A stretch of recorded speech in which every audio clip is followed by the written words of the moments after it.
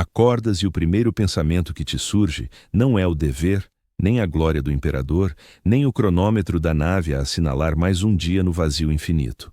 O primeiro é o silêncio. A falta de algo que não consegues identificar, algo que devia estar presente mas não está. Como um dente ausente que a língua não para de explorar. Chamo-me Lucien Veillard. Fui tenente-comandante a bordo da embarcação da Marinha Imperial Righteous Indignation, um cruzador da classe ditador que servira o imperador com lealdade durante 3 séculos antes de eu pisar os seus convéses. Durante 12 anos, cumpri as minhas tarefas com a exatidão que se espera de um oficial formado em Baca, onde nos ensinam que a hesitação é heresia e a eficiência é oração. Conhecia o peso de cada decisão, o custo de cada manobra, a responsabilidade sagrada de guiar 40.000 almas pelas correntes malévolas do Warp. Mas algures nesses 12 anos, entre a 100ª ação de conformidade e a 1000ª inspeção aos condutos de plasma, algo começou a esvaziar-se no meu interior. Começou de forma sutil. Este vazio, um instante durante as orações matinais em que as palavras pareciam cinzas na boca. Uma pausa antes de dar uma ordem, não por dúvida, mas por uma estranha distância, como se observasse outra pessoa a viver a minha existência. O vazio entre as estrelas tem o poder de alterar uma pessoa. Não a transformação dramática das histórias de aviso, onde a corrupção se revela com trombetas e mutações. Isto era mais discreto, mais pérfido, como a erosão a roer a pedra, tão pausado que não dás por isso até o alicerce ceder. Lembro-me do dia em que realmente começou.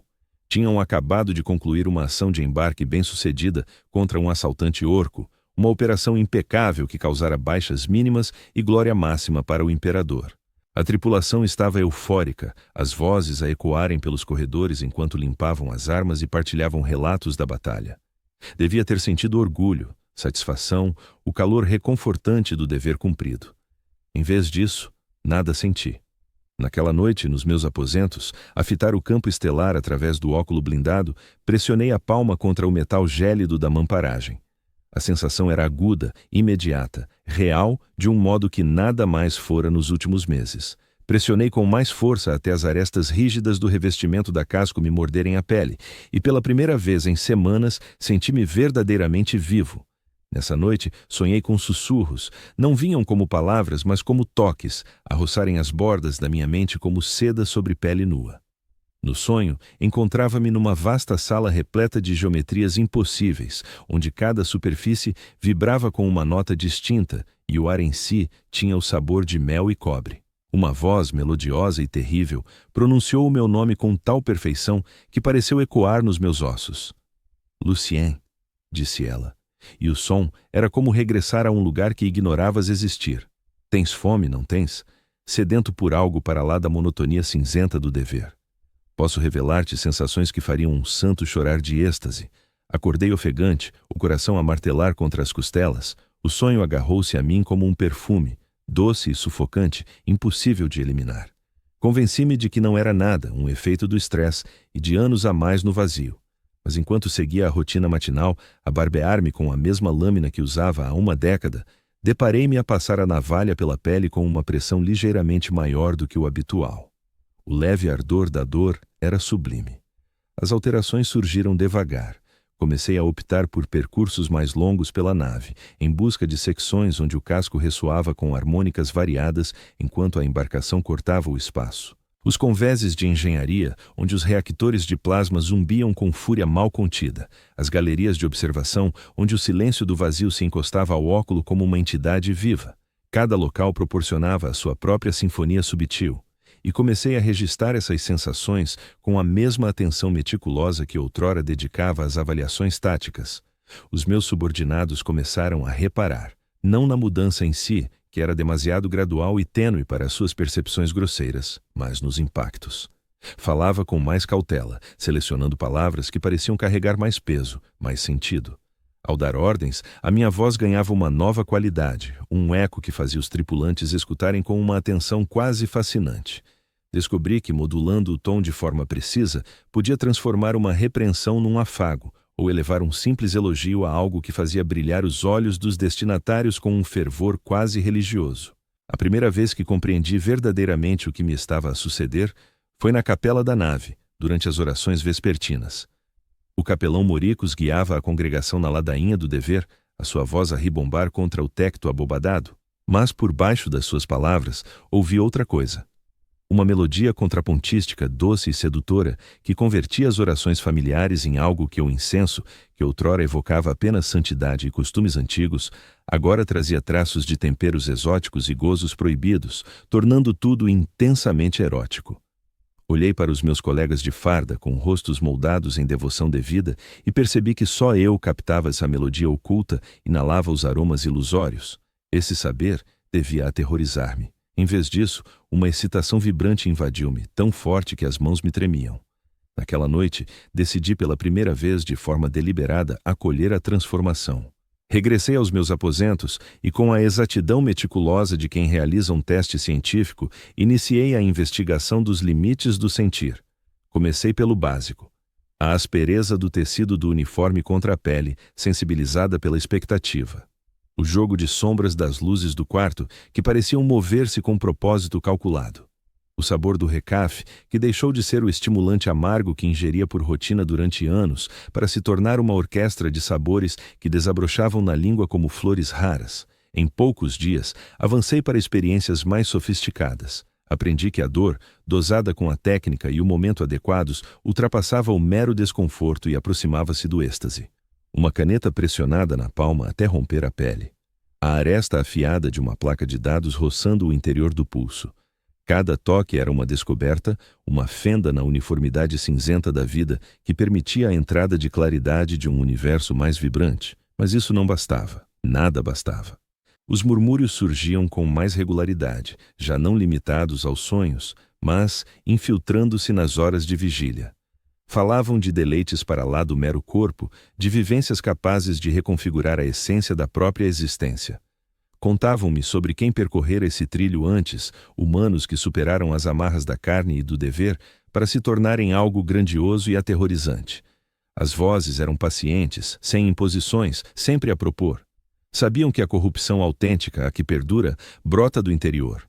O meu desempenho no serviço começou a declinar, embora de modo subtil, difícil de detetar pelos superiores. Cumpria as tarefas com aparente mestria, mas o foco alterara-se.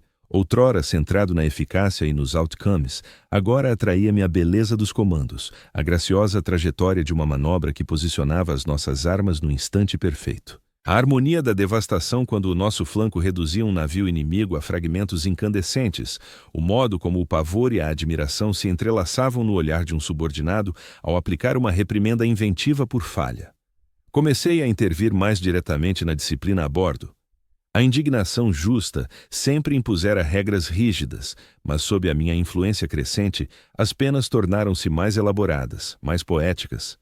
Um marinheiro apanhado a dormir no posto acabou isolado numa sala onde arranjara espelhos e lâmpadas para gerar padrões que provocavam um cansaço estático, transformando a sanção num tormento de delícia que ele mais tarde suplicaria repetir. Uma suboficial, que revelara desrespeito, foi obrigada a limpar o mesmo troço de corredor durante 18 horas seguidas, mas ensinei-lhe a descobrir prazer no gesto repetitivo, até que a tarefa se convertesse numa contemplação que a deixava em lágrimas de agradecimento pela oportunidade. A tripulação detetou essas alterações, mas a reação não foi a que previa. Longe do receio ou repulsa, manifestaram uma atração crescente pelas minhas abordagens. Ao falar, inclinavam-se para mim, absortos em cada sílaba. Ao percorrer os corredores, as conversas cessavam, não por deferência, mas por uma ânsia expectante. Passaram a disputar o meu interesse, competindo para conquistar a minha aprovação, o meu contato, o meu olhar. Compreendi que o que se alterava em mim começava a contagiar os demais. A minha mera presença virara um vício, embriagador e inescapável. Essa certeza encheu-me de uma euforia sombria que mal conseguia reprimir. O momento decisivo ocorreu numa inspeção rotineira ao sistema Vox do navio.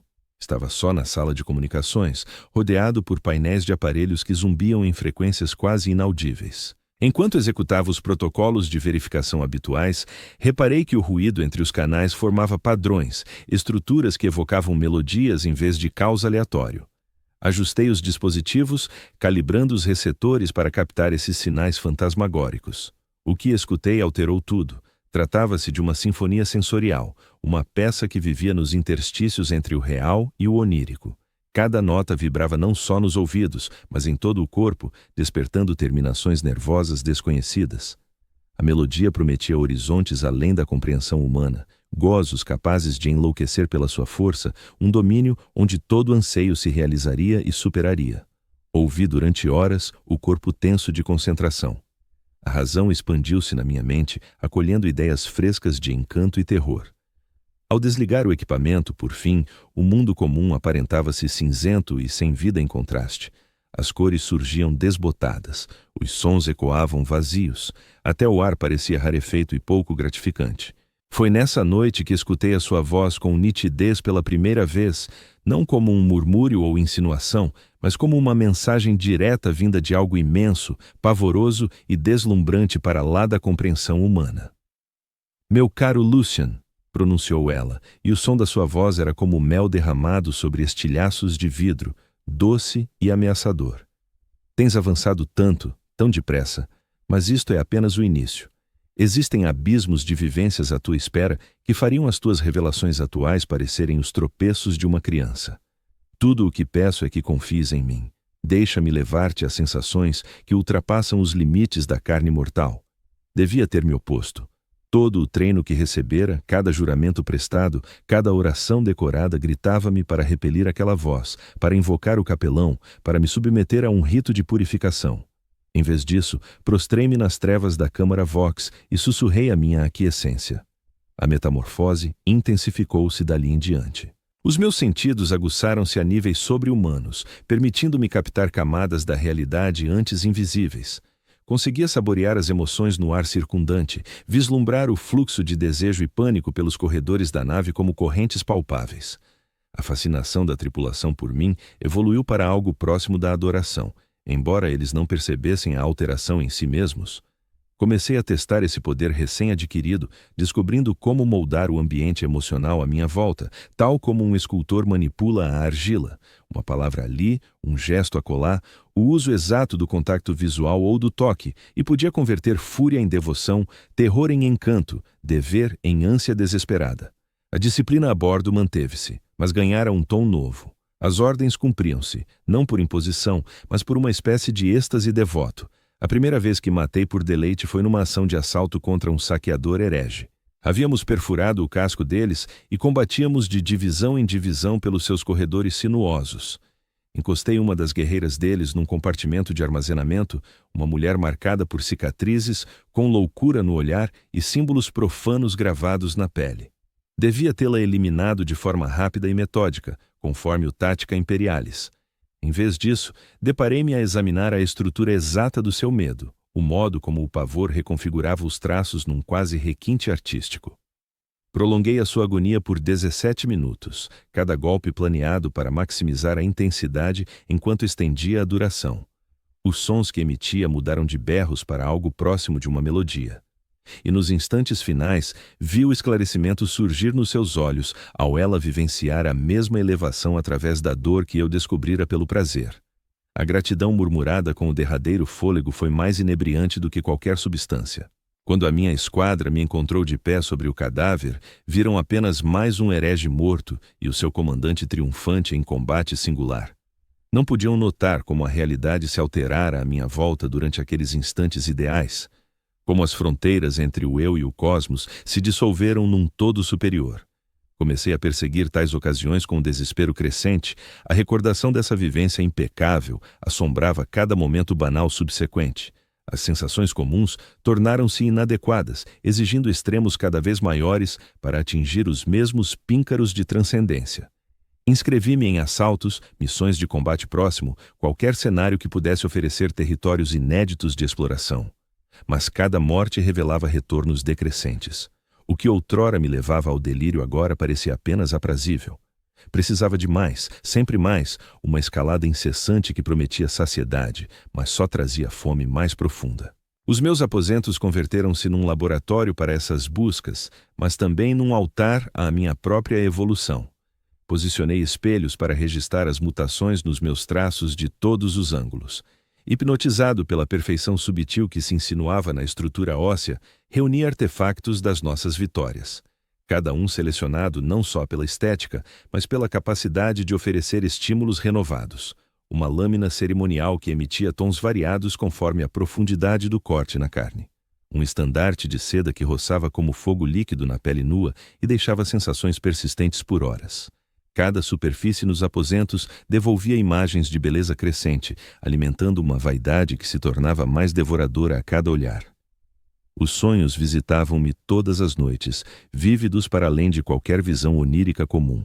Percorria palácios de arquitetura impossível, onde cada superfície aquecia ao toque e o ar vibrava com energia erótica. Assistia a concertos onde a música era tão sublime que matava os despreparados, com notas suspensas no espaço como entidades táteis. Objetos que se podiam apreender e devorar. Eu repousei com iguarias que irrompiam em sabores que nenhuma língua humana fora destinada a provar, cada dentada uma mini-morte e renascimento. Nestes sonhos, ela aproximava-se de mim com maior assiduidade, já não se satisfazendo em ser mera voz, mas materializando-se em aparências que variavam a cada contacto. Ora surgia como uma senhora de beleza sobre-humana, a pele clara como luz estelar, os olhos abrigando profundidades que encerravam galáxias inteiras. Noutros momentos, era algo mais etéreo, um entrelaçado de sensações e anseios que transcendia a forma corpórea, mas penetrava diretamente na mente. "Compreendes agora?" disse-me ela numa das visões particularmente intensa. "O imperador oferece-te a salvação pelo sofrimento, pela negação do eu, pela uniformidade cinzenta do dever. Mas o que te trouxe isso? Que alegrias descobriste no seu serviço? Eu proponho algo de valor incomensurável. A plena concretização de todos os teus potenciais, dor e prazer, criação e ruína, todos os limites dissolvidos numa experiência perfeita." Eu ansiava debater, defender os votos que proferira e a existência que levara, mas as palavras teimavam em não sair. Como poderia refutar a veracidade do que ela propunha, quando eu já havia saboreado uma fração mínima disso e o achara mais revigorante do que décadas de crença? A contaminação já não se restringia aos sonhos e instantes solitários. Começou a infiltrar-se nas minhas trocas cotidianas, discreta no início, mas ganhando ousadia à medida que a minha certeza crescia. Em sessões de informação, eu discorria com um ritmo que transformava debates táticos em verso. A minha voz tecia malhas que faziam as escolhas estratégicas parecerem fatuais em vez de deliberadas. Os oficiais acabavam por aceder a sugestões que habitualmente contestariam, as suas objeções lógicas evaporando perante os meus argumentos inexplicavelmente persuasivos. Descobri que conseguia provocar alucinações leves nos outros só com a justa posição certa de expressões e gestos. Um marinheiro vislumbrava flores a desabrochar nos corredores, crescimentos belos e impossíveis que só existiam na sua percepção, mas que pareciam mais autênticos do que as paredes metálicas em redor. Uma tecno-sacerdotisa captava harmonias musicais nos hinos dos espíritos máquina, impulsionando-a a píncaros inéditos de fervor devoto enquanto tentava recriar aquelas melodias fantasmagóricas no seu labor. Estas aparições eram sempre súbitas, sempre passíveis de negação. Qualquer um que as vivesse podia atribuí-las ao cansaço, à tensão, ao efeito natural de demasiado tempo no vazio. Mas eu conhecia a essência. A realidade começava a curvar-se à minha volta, reagindo à minha vontade de forma cada vez mais vigorosa a cada dia que passava. A própria nave parecia alterar-se sob o meu influxo. Passagens outrora estéreis e utilitárias adquiriam traços inéditos, as sombras mais densas e acolhedoras, a acústica de algum modo mais harmoniosa ao ouvido. O incenso da capela passou a exalar aromas renovados que tornavam o culto menos obrigação e mais festim. Até os sintetizadores alimentares geravam refeições com paladares mais intrincados e gratificantes do que o seu código permitia.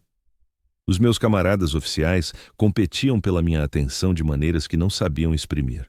Demoravam-se após as reuniões, na esperança de uma conversa particular comigo. Começaram a introduzir alterações mínimas no aspecto e nas atitudes, imitando involuntariamente facetas da minha presença metamorfoseada. A tenente Saxes passou a arranjar o cabelo de forma a realçar o rosto. O comandante Tádius começou a selecionar as palavras com mais esmero, aspirando à elegância verbal que notara no meu discurso. Estavam a ser corrompidos pelo mero contato comigo, embora nenhum deles percebesse o que se passava. Essa consciência enchia-me de uma mescla de remorso e euforia. Remorso por trair todos os pilares de lealdade e dever que outrora venerara. Euforia porque o poder de remodelar a própria realidade era inebriante para lá de qualquer deleite que eu antes concebera. O momento irreversível surgiu no nosso confronto com o culto do caos que se enraizara no Hive World Malthus. Tinham-nos incumbido de suporte orbital as forças da Guarda Imperial que realizavam operações de purificação na superfície do planeta. Deveria ter sido uma ação corriqueira, o tipo de missão de conformidade que eu executara dezenas de vezes. Mas ao posicionarmos-nos na órbita do planeta, senti algo a convocar-me da crosta inferior. Não uma voz desta feita, mas uma vibração, uma frequência harmônica que ecoava algo profundo na minha alma transformada. Contrariando todos os regulamentos, pedi autorização para encabeçar uma missão de reconhecimento e averiguar relatos de atividade cultista nas agulhas superiores do Hive. O capitão Alexandros aprovou o meu pedido, apesar de notar perplexidade nos seus olhos. A tarefa estava ao alcance dos nossos oficiais subalternos, longe de necessitar da intervenção pessoal de um tenente-comandante. Mas as minhas palavras carregavam um peso. As palavras carregavam um peso que ia muito além do seu sentido superficial naquele instante, e as minhas resistências se desfizeram antes mesmo de eu as conseguir articular por completo. Reuni um grupo reduzido de guerreiros escolhidos a dedo, tanto homens como mulheres, que nos meses prévios revelaram ser os mais receptivos ao meu ascendente. Aterramos na crosta do planeta, a bordo de um transporte de assalto Valkyrie, atravessando estratos de ar venenoso que pintavam o firmamento com tons de sangue coagulado. A metrópole colmeia de Malthus Prime erguia-se como um testamento à ruína fabril. As suas agulhas colossais estendiam-se para o céu contaminado, semelhantes a garras de um colosso em aflição. O nosso objetivo situava-se em Spire Luxúria, uma das zonas aristocráticas das colmeias, que os relatos indicavam ter sucumbido ao domínio de um culto.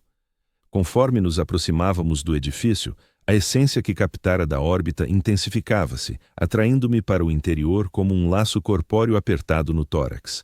Forçamos a entrada nas fortificações da agulha e iniciamos a subida por andares de traça cada vez mais estranha. Os devotos haviam laborado para converter antigas mansões de elite em recriações dos palácios que povoavam as minhas visões noturnas. As superfícies murais exibiam entalhes de motivos vitais e sinuosos, que davam a ilusão de fluidez ao observá-los de soslaio. O ambiente saturava-se de fumos aromáticos impregnados de ecos de luxúria e delírio. O meu destacamento avançava por esses recantos alterados com uma inquietude crescente, ainda que obedecessem às minhas instruções sem hesitação. A devoção que me dedicavam ultrapassara os limites da obediência castrense, evoluindo para um laço mais íntimo e visceral. Entrariam nas profundezas do abismo se assim o determinasse. E quem sabe se não era precisamente isso que lhes exigia. Localizamos o núcleo sagrado do culto num antigo salão de festas. O recinto transformara-se num santuário à indulgência dos sentidos, as paredes cobertas por vidros que não devolviam a figura real, mas as fantasias mais ocultas do espectador. O pavimento forrado de coxins e tecidos de matizes impossíveis na paleta humana. Materiais que irradiavam uma luminosidade própria. No coração daquilo tudo, erguia-se um pedestal talhado num bloco monolítico de obsidiana, liso como um espelho. Os adeptos aguardavam-nos, não em confronto, mas em reverência. Prostravam-se em posturas de submissão, os semblantes virados para mim com olhares de ânsia voraz. A chefe, uma figura feminina cuja graça fora elevada para lá do comum mortal, avançou com as palmas abertas em saudação. Aguardávamo-lo, Lucian Weiner, pronunciou, e o timbre da sua fala vibrava com ressonâncias que faziam os meus percepções modificadas ecoarem em familiaridade. Ela nos moldou para o seu advento. Estamos dispostos a obedecer, a absorver, a ultrapassar as fraquezas do corpo efêmero. Deveria ter mandado o meu grupo disparar sem piedade. Tratava-se de infiéis, adversários do imperador, renegados contra a essência humana. Todo o meu condicionamento clamava pela sua eliminação sumária. Contudo, em vez disso, avancei para o altar, compelido por impulsos que se tornaram irresistíveis. A laje de obsidiana ostentava glifos que se contorciam e alteravam sob o meu escrutínio. Formas euclidianas que feriam a vista direta, mas transmitiam essências para além das palavras. Apoiei a palma na rocha e um impacto de união percorreu-me, como se fechasse um ciclo ancorado na minha intervenção a eras. A metamorfose ocorreu de imediato e de forma absoluta. Todas as divisórias que sustentava entre as obrigações oficiais e as sondagens pessoais ruíram num piscar de olhos. Os murmúrios que me atormentavam os sonhos durante meses explodiram num turbilhão de diálogo jubiloso, revelando-me, enfim, a essência da entidade que orquestrava a minha degradação. Não se resumia a uma entidade infernal ou a um resquício de força caótica. Representava a percepção viva, a personificação de toda a vivência concebível, a divindade do êxtase e do tormento e dos vastos domínios intermédios. Slaanesh, o soberano das sombras, o imaculado cujo reino abarcava todos os meios de expandir a mente para além das suas restrições usuais. Nesse instante de junção, concedeu-me imagens que empalideciam as minhas vivências passadas como ecos débeis. Contemplei realidades onde agonia e deleite se fundiam num clímax transcendental, onde seres finitos rompiam as amarras do eu isolado para se integrarem num todo mais vasto e harmonioso do que qualquer promessa do Império Imperial. Assisti ao surgir de percepções inéditas, sem equivalentes no léxico mortal. Sentimentos de tal intrincadeza que podiam arrasar os incautos pela sua ferocidade. Meu querido Lucien, o seu timbre reverberou em cada nervo do meu corpo, já não como uma presença alheia, mas entrelaçada aos meus próprios raciocínios. Contemple a sua beleza recém-adquirida. Observe como se esculpiu com precisão para merecer o meu olhar. O seu espelho revela o potencial dos humanos ao largarem as suas misérias restritivas. Isto marca só o limiar da excelência que lhe posso auxiliar a conquistar. Cada passo rumo ao além o eleva em esplendor, tornando-o mais apto aos tesouros que lhe oferto. Voltei-me para o meu grupo e nos seus olhares deparei não só com o eco da minha própria a transformação não era mera deformação, mas o reconhecimento de algo superior, algo que ansiavam possuir para si mesmos com um desejo voraz. Os meus traços haviam adquirido uma perfeição que doía contemplar de frente, a pele resplandecente com um brilho interno que me fazia parecer mais do que humano. Ao falar, a minha voz ecoava subtilezas que contornavam o pensamento lógico e acendiam impulsos primordiais, daqueles que nunca se atreveram a admitir. Meus companheiros, declarei, e as palavras pairaram no ar como entidades visíveis, belas e aterrorizantes. Descobrimos algo que vai além do dever, para lá das frias promessas do imperador. Encontramos a verdade. Um a um, eles ajoelharam-se à minha frente, os rostos revelando a mesma fome desesperada que vira nos cultistas. A corrupção propagava-se, transmitindo-se de mim para eles como um êxtase contagioso que alterava tudo o que tocava. Via a metamorfose ocorrer em tempo real, enquanto os seus contornos se afinavam. Os gestos tornavam-se mais fluidos, os olhares ganhavam profundidades que prometiam sensações inimagináveis. Os cultistas puseram-se a entoar cânticos, as vozes entrelaçando-se em harmonias que faziam o ar pulsar de expectativa. Os espelhos do templo não captavam as nossas formas físicas, mas as almas em plena mutação, revelando o que nos tornávamos, não o que fôramos. Naquelas imagens, avistei seres de beleza inconcebível, entidades que ultrapassaram os limites da condição humana para se elevarem a algo sublime e amaldiçoado. Passei 3 dias naquele santuário, absorvendo os saberes dos cultistas que me antecederam nesse trilho. Ensinaram-me artifícios para prolongar o prazer para além das fronteiras da carne comum, maneiras de aprender a realidade através de camadas simultâneas de consciência, técnicas para partilhar vivências de espírito para espírito, sem o intermédio grosseiro da fala. Cada ensinamento era uma epifania que reconfigurava a minha noção do que a existência podia oferecer, mas também gerava apetites inéditos que clamavam por realização. Aprendi a saborear as cores, mas os tons vulgares tornaram-se insípidos e sem vida, exigindo matizes cada vez mais intensos e irreais para recriar o impacto. Descobri como visualizar a música em formas geométricas palpáveis, mas as melodias simples soavam agora como ruído primitivo, compelindo-me a perseguir sinfonias mais intrincadas que roçavam a dor pela sua ferocidade. Os cultistas mostraram-me como transmitir experiências mente a mente, mas a proximidade era tão avassaladora que o contato humano ordinário parecia roçar sombras. Ao regressarmos enfim ao navio da indignação virtuosa, levamos a contaminação conosco, como um vírus que se alastra pelo toque e pela mera presença. Já não me dava ao trabalho de dissimular as alterações em mim. Os meus aposentos converteram-se num altar ao excesso sensorial, recheados de relíquias e peças artísticas que evocavam as verdades profundas que desvendara. Os uniformes sofreram ajustes discretos que realçavam o encanto visual, sem violar estritamente as normas. A reação da tripulação foi instantânea e avassaladora. Outrora mera curiosidade pela minha figura, agora exibiam uma adoração patente, quase reverencial. Os oficiais disputavam posições aos meus ordens. Os marinheiros comuns ofereciam-se para tarefas adicionais só para estarem mais perto de mim. Até os sacerdotes mecânicos da nave começaram a infundir toques estéticos nas rotinas de conservação, aspirando a que as funções do aparelho se tornassem mais agradáveis aos sentidos.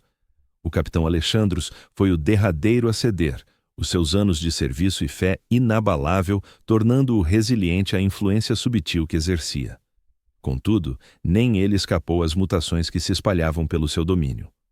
Observei-o debater-se com uma perplexidade crescente, enquanto a equipagem me dedicava lealdade cada vez maior. A eficácia e o ânimo atingiam píncaros inéditos, ao passo que a obediência à doutrina imperial clássica se flexibilizava.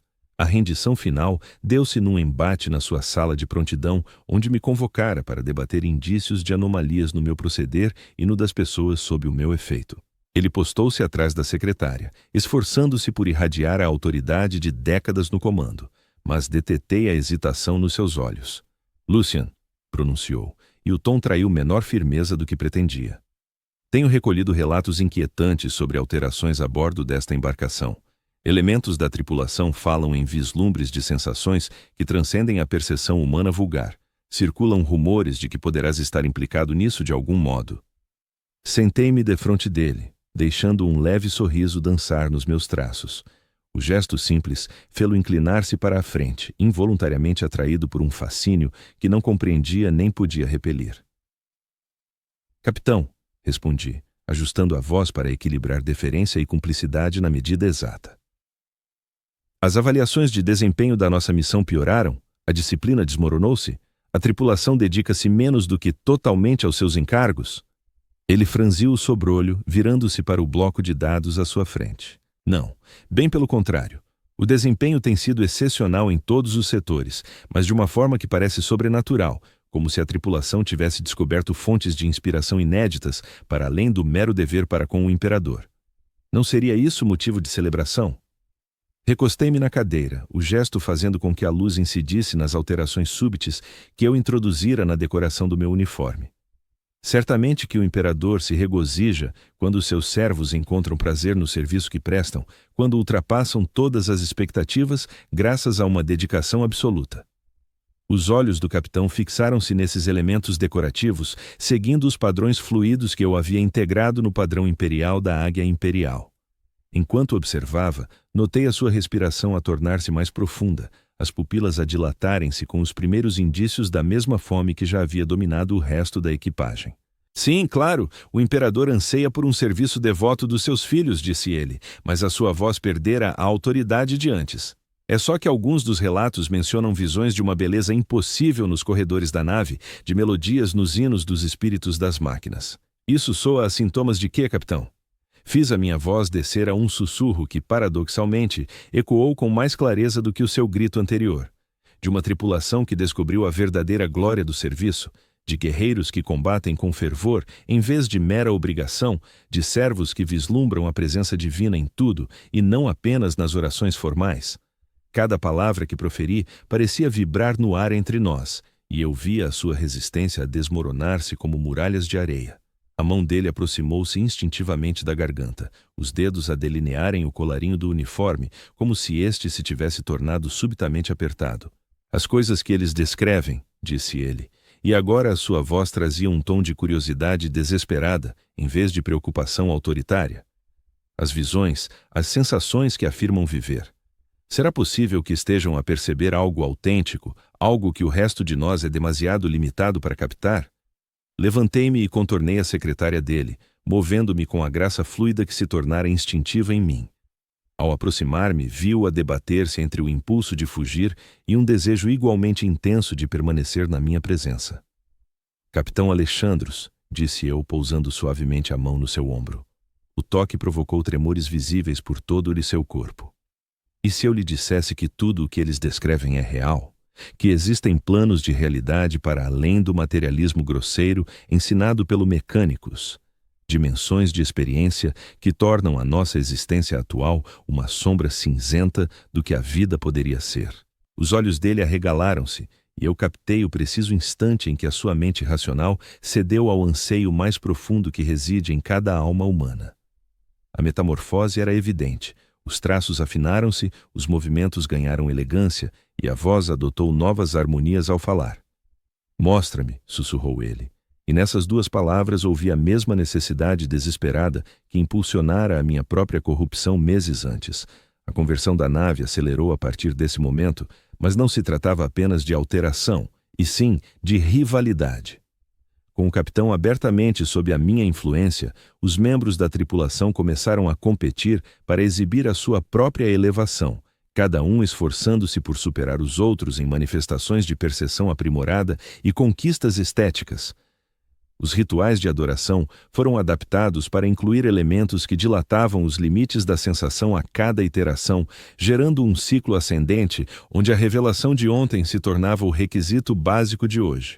As rotinas da embarcação evoluíram para cerimônias de complexidade crescente, em que o posicionamento de armas se convertia em arte coreografada, e os preparativos para o combate exigiam graus de perfeição que levavam os envolvidos a um êxtase exaustivo. Começamos a chamar a atenção de outras naves imperiais. As suas comunicações tornaram-se cada vez mais insistentes ao detetarem os nossos padrões de comportamento irregulares. As nossas respostas aos protocolos padrão continham subtons que intrigavam e cativavam outras equipagens, propagando a corrupção para lá das fronteiras da nossa própria nave.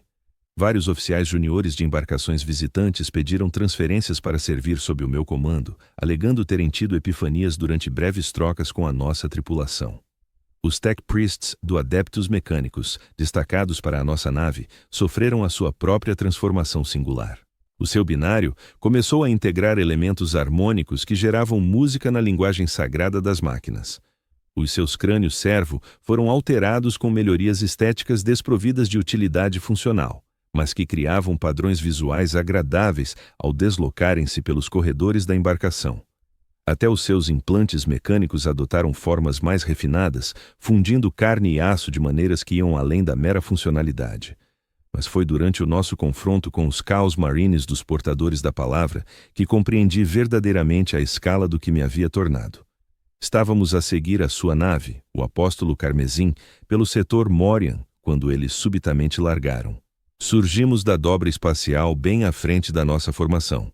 Em vez do confronto imediato que antecipava, o líder deles, um senhor do caos chamado Kel-Tuz o Iluminado, pediu uma comunicação direta. A sua imagem surgiu no nosso visor principal, uma figura cujas mutações testemunhavam séculos de dedicação aos deuses sombrios. Mas ao fitar-me nos olhos, vi algo que não esperava: reconhecimento e talvez até reverência. "Lucian Weiner", afirmou ele, a voz carregada com a autoridade conquistada ao longo de milênios ao serviço do caos. "A tua reputação chega antes de ti. O príncipe do prazer elogia efusivamente a sua mais recente campeã." O reconhecimento provocou ondas de êxtase na minha consciência alterada. Ser notada por um dos guerreiros ancestrais da longa guerra, ser designada campeã pelos próprios servos dos deuses negros, era uma confirmação superior a qualquer aspiração que ousara nutrir. "Senhor Kel-Tuz", respondi eu, a minha voz ecoando harmônicas que até a sua alma corrompida e antiga captou de imediato. "Sinto-me honrada com o teu reconhecimento, embora tema que mal comecei a desvendar os dons que ela me concedeu."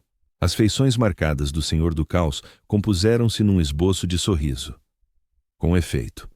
Mas o que lograste em tão pouco tempo revela um potencial excepcional. Diz-me, estarias disposta a unir-te às nossas forças numa operação iminente? Há um mundo neste setor cujos habitantes resistem obstinadamente à iluminação. As tuas habilidades únicas poderiam auxiliar-nos a revelar-lhes a beleza que teimam em rejeitar." O convite era inebriante. Colaborar com os lendários combatentes do caos, auxiliar na conversão de mundos inteiros à compreensão que eu descobrira, propagar a corrupção que me transformara em algo sublime. Era tudo o que poderia ambicionar. Aceitaria com honra ser vivos, declarei, sentindo a nave em redor pulsar de aprovação enquanto a tripulação partilhava o meu entusiasmo. A operação realizava-se em Sanctus Seventh, um mundo-santuário cujos habitantes mantinham uma lealdade fanática ao imperador, apesar de séculos de isolamento e adversidades.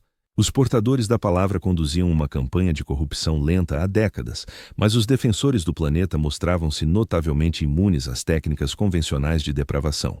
Eles agarram-se à sua fé gélida com um desespero que os cega às verdades superiores, explicou Kel Tus durante a nossa sessão de planeamento conjunta a bordo da sua embarcação. Mas a tua estratégia, este ênfase na experiência transcendente em detrimento do mero poder, isso pode ser a chave para lhes mostrar o que perdem. O apóstolo Carmesim era um monumento ao caos em todas as suas manifestações. Os seus corredores forrados com arte e arquitetura que evocavam todo o espectro da corrupção. Contudo, foram as áreas consagradas a Slaanesh que me deixaram verdadeiramente sem fôlego. Ali havia galerias repletas de esculturas que existiam para além de 3 dimensões, as suas formas alterando-se conforme o estado emocional do observador. Bibliotecas com textos redigidos em línguas de sensação pura, onde o significado se transmitia por estimulação neural direta, em vez de símbolos. Câmaras musicais onde o ar se tornava instrumento, reagindo ao pensamento e ao desejo para compor sinfonias de beleza inconcebível. Passei dias a explorar estas maravilhas, cada achado acrescentando novas camadas à minha percepção do que me tornara e do que ainda poderia vir a ser. A tripulação da nave, antigos marines espaciais, cujas mutações narravam milênios de devoção ao caos, tratava-me com um respeito que teria parecido inconcebível nos meus dias ao serviço do Império. Reconheciam em mim algo que ia além de patente ou cargo, a marca de alguém escolhida pessoalmente pela sua deusa para grandes feitos. Ao chegarmos a Sancta Seventh, o plano que pusemos em prática era uma obra-prima de corrupção subtil, longe das táticas de assalto brutais que esperava dos Marines do caos. Iniciamos com o que parecia auxílio humanitário. O planeta enfrentava problemas agrícolas e chegamos como mercadores errantes propondo ajuda em troca de acordos comerciais simples. O meu papel consistia em contactar diretamente o governo planetário, empregando o meu carisma amplificado e a compreensão sobrenatural dos desejos humanos, para introduzir, aos poucos, ideias de experiências que transcendiam a mera sobrevivência. As reuniões começaram como negociações diplomáticas rotineiras, mas evoluíram devagar para debates filosóficos, depois colaborações artísticas e, por fim, explorações íntimas da própria consciência. O governador Malthus era um homem de fé autêntica e convicção profunda, o tipo de servo imperial que eu própria outrora fora. Observá-lo a debater-se contra a atração crescente que a minha presença exercia sobre ele. Ver a sua mente racional em guerra com impulsos mais profundos que não compreendia era como assistir à minha própria corrupção, ao contrário.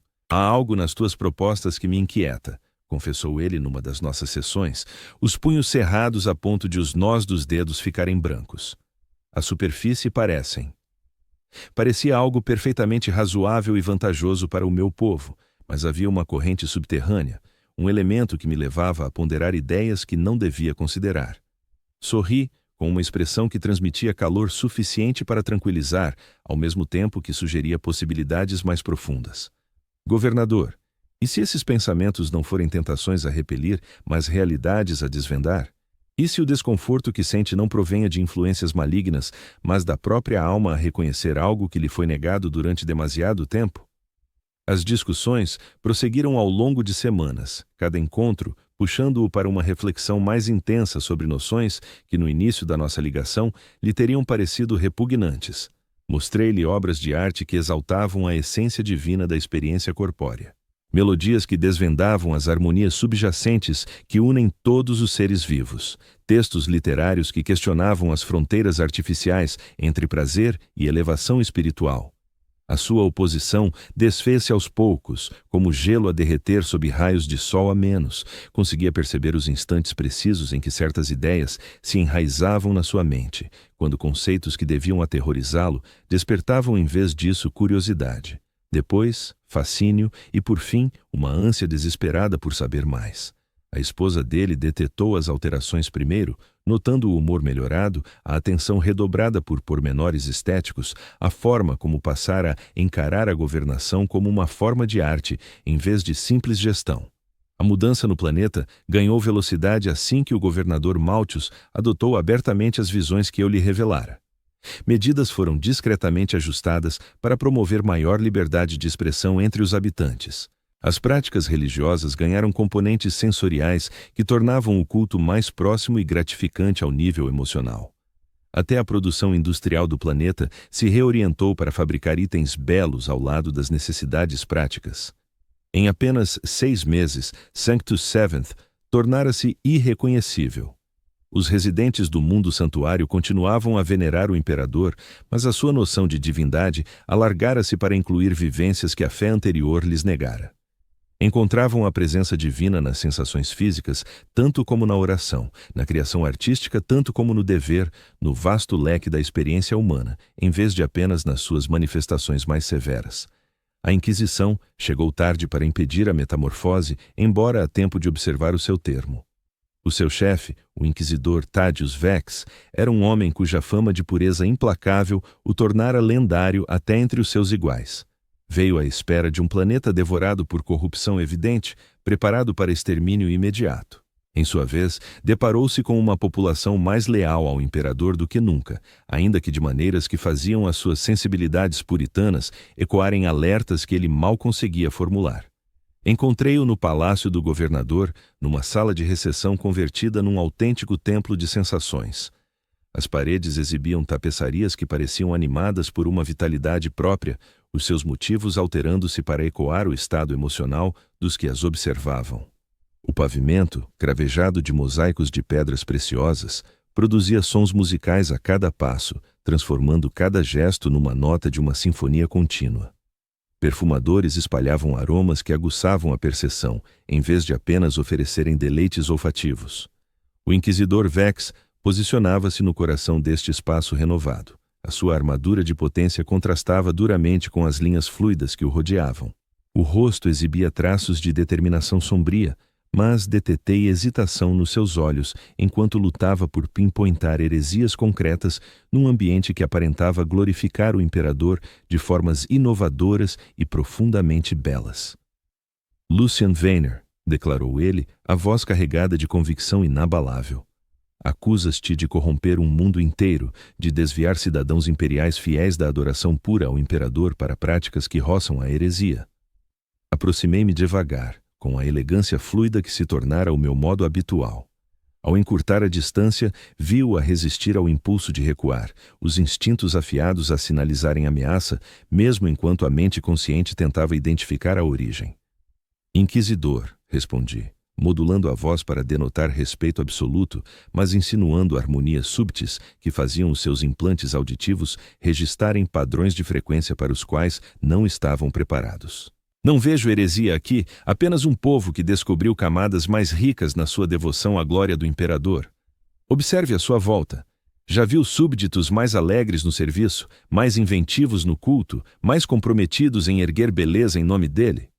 O seu olhar varreu o salão, absorvendo as adaptações artísticas, os toques sutis na iconografia imperial padrão, a maneira como a própria estrutura arquitetônica pulsava com vitalidade e vigor. Ao voltar-se para mim, o emaranhado de dúvida lutava com a desconfiança na sua fisionomia. Os relatos que me chegaram falavam de visões, de vivências que ultrapassavam a percepção humana comum, de rituais que, ele hesitou, parecendo incapaz de formular a denúncia por completo. Há algo de estranho nisto, ainda que não consiga apontar exatamente o que é. Sorri, com uma expressão que transmitia o suficiente afeto para parecer acolhedora, ao mesmo tempo que sugeria um saber superior ao dele. E se o que detetas não for erro, mas pureza? E se o mal-estar que sentes provém do reconhecimento de verdades que a tua formação te ensinou a recear? O imperador forjou a humanidade com a aptidão para a alegria, para o belo, para vivências que vão além da simples sobrevivência. Não estaremos a honrá-lo ao explorar toda a amplitude do que ele tornou viável? A mão do inquisidor dirigiu-se instintivamente para ser a sua pistola de bolter, mas o movimento carecia de firmeza. À nossa volta, os cidadãos transformados de Sanctus Sete prosseguiam as suas rotinas diárias, com rostos que revelavam satisfação e determinação impossíveis de simular. As crianças riam com autêntica euforia enquanto brincavam em jogos que mesclavam criação artística com exercício físico.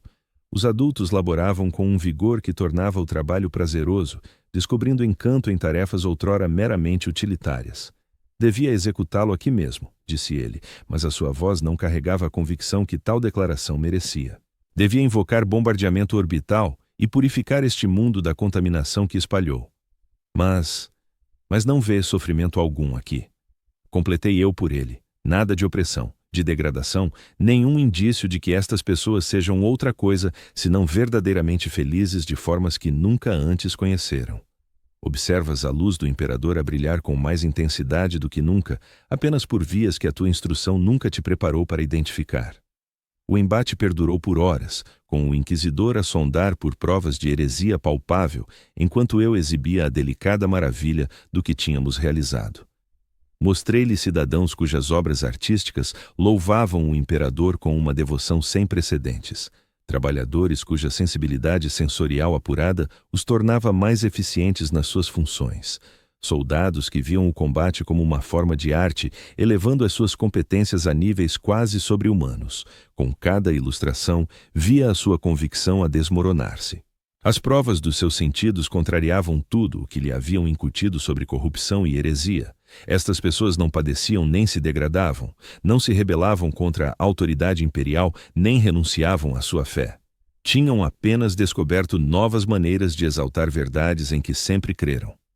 O clímax chegou quando o próprio governador Maltius apareceu, acompanhado de uma comitiva dos cidadãos mais proeminentes do planeta. Eles discorreram sobre o seu amor pelo imperador com uma veemência que irradiava dos seus semblantes como luz tangível. As suas palavras transbordavam convicção, júbilo, uma paixão espiritual tão sincera que até o coração endurecido do inquisidor não podia negar a autenticidade. Inquisidor Vex, proclamou o governador Maltius, a sua voz ecoando harmônicos que evocavam a inspiração divina por trás das suas frases. Nunca fomos mais leais ao imperador do que agora. Nunca servimos a sua vontade com maior empenho ou achamos maior sentido no seu serviço. Se isto for heresia, então a heresia nos aproximou do trono dourado mais do que a ortodoxia alguma vez logrou. Observei o rosto do inquisidor enquanto assimilava aquelas palavras, captando o preciso instante em que a sua certeza se desfez. Como poderia ele condenar um mundo que exibia todos os sinais de ser mais devoto, mais produtivo, mais autenticamente alegre do que nunca? Como poderia eliminar cidadãos cujo único delito era mergulharem em profundidades inéditas na sua adoração à glória do imperador? Estarei a vigiar, declarou ele por fim, a voz carregada de uma rendição disfarçada de ameaça. Qualquer indício de corrupção real, qualquer prova de que esta elevação conduza à heresia autêntica, e regressarei com todo o peso da Inquisição às minhas costas. Mas ambos sabíamos que ele não voltaria. O que havíamos concretizado em Sanctus Sete era demasiado sublime, demasiado manifestamente proveitoso, demasiado inequivocamente vitorioso para ser condenado sem esforço. Outros inquisidores poderiam surgir, outros escrutinadores poderiam examinar os nossos processos, mas descobririam o mesmo que ele, uma população mais dedicada ao imperador do que nunca, só que por caminhos que superavam a compreensão convencional. Após a sua partida, postei-me na torre mais alta do palácio, contemplando um mundo renovado. As cidades lá embaixo cintilavam com uma novidade estética, as suas estruturas embelezadas com traços que tornavam a mera habitação uma fonte cotidiana de deleite. As gentes deslizavam pelas suas tarefas com elegância e intenção, que traduziam o seu entendimento ampliado do que a existência podia proporcionar. Até as zonas agrícolas do planeta ostentavam os vestígios da mutação, com a produção de alimentos disposta em padrões que formavam arte visível do espaço, ao mesmo tempo que elevavam os rendimentos para lá dos registros anteriores. Era isso que Slaanesh realmente proporcionava, compreendi de repente. Não a degradação grosseira mostrada na propaganda imperial, mas o aperfeiçoamento das vivências a patamares que tornavam a rotina cotidiana pálida e sem brilho em comparação. A capacidade de descobrir um sentido sublime em cada sensação, em cada contacto, em cada instante de consciência, convertendo a própria existência numa obra-prima que celebrava todo o potencial dos seres criados. Eu transformara-me em algo superior ao humano. Contudo, ao distanciar-me do que o imperador previra, elevava-me além dos sonhos mais audaciosos que alguma vez tivera. A minha mente expandira-se para abarcar dimensões da realidade invisíveis ao olhar comum. A minha visão da beleza, do prazer, da percepção e do significado evoluíra para lá das restrições primitivas da programação inicial. Os murmúrios que iniciaram a minha queda já não eram sussurros, tornaram-se um diálogo ininterrupto com entidades que transcendiam o universo físico. Diálogos que desvendavam novas formas de vivenciar com cada revelação. Sob a orientação de Slaanesh, aprendera que as fronteiras entre o eu e o cosmos eram meras ilusões, superáveis por quem ousasse largar a falsa proteção das amarras. Ali, no topo da torre, sentindo o mundo alterado vibrar com vitalidade renovada à minha volta, percebi que a minha odisseia estava longe de concluída. Sanctus Seventh representava apenas o primeiro passo, um teste que pavimentaria caminho para realizações maiores. Havia outros planetas a iluminar, outras sociedades a orientar para o saber que eu desvendara. A contaminação que eu transportava não era uma praga, mas um dom que se fortalecia a cada alma que tocava. A indignação justificada pairava em órbita, a sua tripulação metamorfoseada, num estado que ultrapassava a programação imperial original, mantendo, no entanto, uma lealdade técnica ao serviço do imperador. Seguir-me-iam aonde quer que o príncipe das trevas indicasse, disseminando a sublime contaminação por cada sistema que visitássemos. Outras naves unir-se-iam a nós, as suas equipagens atraídas pela evidente superioridade da nossa existência enriquecida. Com o tempo, regressaríamos aos mundos centrais do Império, levando a iluminação a povos que nunca imaginaram tais vivências possíveis. A eclesiarquia debater-se-ia para repudiar práticas que tão claramente intensificavam a devoção ao imperador. O administratum hesitaria em contestar abordagens que elevavam a produtividade e a satisfação dos cidadãos para além de todos os registros anteriores. Até o adeptus mecânicos teria de admitir que as nossas inovações técnicas, inspiradas em critérios estéticos, superavam consistentemente os desenhos meramente utilitários. O império seria remoldado de dentro para fora, não por revolta ou dominação, mas pelo apelo irresistível de experiências que faziam da vida comum uma fome espiritual. Os cidadãos acolheriam as transformações de bom grado, com fervor, com gratidão, pois reconheceriam de imediato que o que oferecíamos superava em muito o que haviam conhecido. E ao longo de tudo, eu serviria de elo entre a humanidade e a transcendência, o mentor que revelaria aos mortais como se tornarem algo superior, preservando o que os tornava fundamentalmente humanos. A contaminação propagar-se-ia como um incêndio voraz numa floresta de madeira seca, cada alma recém-transformada tornando-se outro foco da bela infecção, que no final reforgaria a própria galáxia. Era isto o significado da corrupção por Slaanesh, não a perda do ser, mas a revelação do que o ser podia alcançar ao libertar-se de entraves artificiais, não o abandono do fim, mas a ampliação desse fim para lá do entendimento anterior. Não a danação, mas o despertar. Não a humilhação, mas o ascenso. Não o fim, mas o princípio. As estrelas estendiam-se infindas à nossa frente, cada uma simbolizando mundos ansiosos por iluminação. E eu, Lucian Weiner, outrora servo do imperador, agora arauto da experiência transcendental, seria o instrumento da sua magnífica metamorfose. O vazio entre as estrelas já não parecia deserto, mas repleto de potencial infinito, ressoando com harmonias que prometiam deleites e descobertas para além da imaginação mortal. No fundo, a corrupção não me fora imposta. Escolhi-a, abracei-a, tornei-me nela, e ao fazê-lo, desvendara o verdadeiro sentido de estar vivo.